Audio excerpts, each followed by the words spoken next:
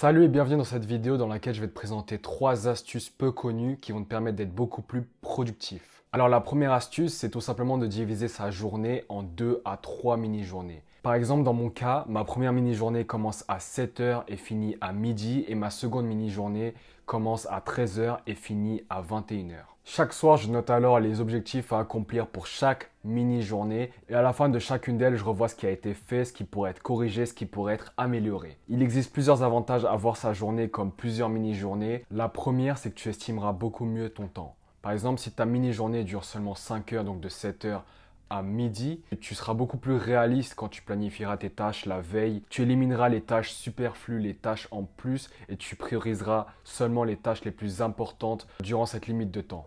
Un autre gros avantage de cette technique, c'est que tu exploites la loi de Parkinson. C'est-à-dire que maintenant que tu sais que tu dois finir toutes tes tâches avant midi, donc à la fin de ta première mini-journée, tu seras beaucoup plus concentré, productif et efficace lorsque tu feras tes tâches.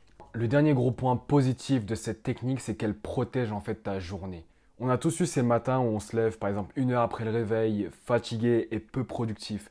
Et en fait cette technique elle va te permettre d'éviter que ce début de journée impacte tout le reste de ta journée. C'est-à-dire que maintenant tu vas te dire que ok, ma première mini-journée n'a pas été top, mais j'ai encore ma deuxième mini-journée pour me rattraper, pour être beaucoup plus productif. Allez, on passe à la deuxième astuce qui consiste à faire du batching. Le batching, en anglais, ça veut dire regrouper ou mettre en lot. En fait, cette technique, elle consiste à regrouper toutes les tâches similaires et à les effectuer les unes après les autres. Par exemple, au lieu de regarder ses mails une fois par heure, tu peux très bien te dire qu'entre 20 heures et 21 heures, je vais regarder tous mes mails. Et en fait, ça va te permettre de ne pas perdre 10 secondes à chaque fois que tu ouvriras et fermeras l'application Gmail, par exemple. Et au bout d'un an, si tu appliques le batching dans tous les aspects de ta vie, tu verras que tu gagneras peut-être des heures, voire des jours, voire des semaines entières. Enfin, on passe à la troisième astuce qui consiste tout simplement à planifier tes tâches selon ton propre niveau de motivation,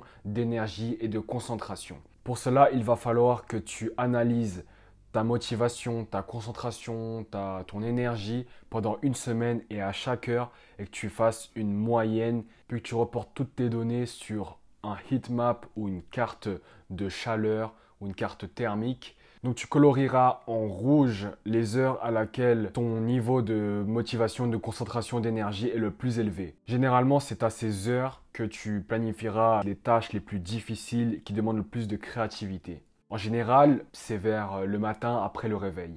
En orange, tu mettras les moments où tu restes productif mais tu es moins absorbé par ton travail. Et c'est à ces heures que tu pourras effectuer des tâches un peu moins créatives mais qui demandent toujours un haut niveau de concentration. La partie en jaune correspond au moment où tu n'as plus assez d'énergie, de motivation et de concentration pour réaliser du travail de qualité. Tu pourras alors effectuer du shallow work, c'est-à-dire des tâches qui ne demandent pas beaucoup d'énergie mentale comme trier ses mails, ranger des documents, etc.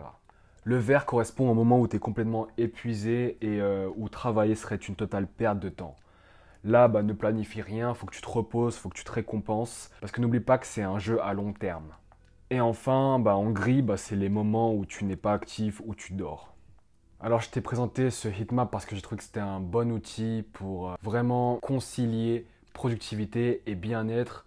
Il y a des personnes qui sont beaucoup plus productives le matin, il y a des personnes qui sont beaucoup plus productives le soir. Et le fait que l'on puisse complètement personnaliser cette carte, je trouve que c'est vraiment l'idéal parce qu'il n'y a pas de règle absolue qui marche pour tout le monde. Et si tu veux télécharger et remplir ce heatmap, je te le mettrai dans la description où tu pourras l'imprimer. Si cette vidéo t'a plu et que tu aimerais voir beaucoup plus de vidéos comme celle-ci, n'oublie pas de t'abonner et de liker cette vidéo et on se retrouve très vite pour une nouvelle vidéo. Bye!